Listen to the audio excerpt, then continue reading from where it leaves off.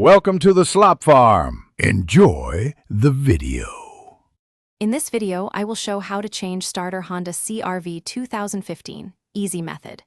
Begin by disconnecting the battery negative terminal and letting the car sit for a moment. I will guide you step by step through removing the intake bracket, unbolting the starter, and swapping the unit. Follow along with clear tips on tools, torque, and testing the new starter to ensure a reliable start every time. Next, I will explain the removal steps with simple, practical guidance. Use a jack and block if needed to lower components safely, and always wear gloves and eye protection.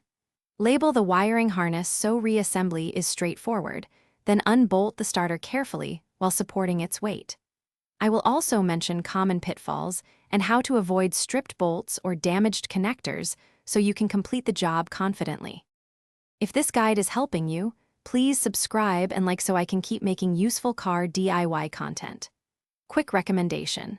The Shark AI Ultra Robot Vacuum is great for picking up workshop dust and dropped hardware, with voice control and smart mapping that saves time so you can focus on repairs. Check the description for the link and other deals, and now let's get back to the video. Now I will help you with installation tips that make the job clean and reliable. Confirm the replacement starter matches the original before mounting, then torque the bolts to spec and reconnect the wiring harness securely.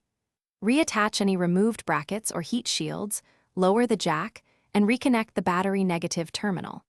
Finally, start the engine while listening for smooth engagement and no unusual noises to verify success. Thanks for watching. Consider subscribing if we helped you today.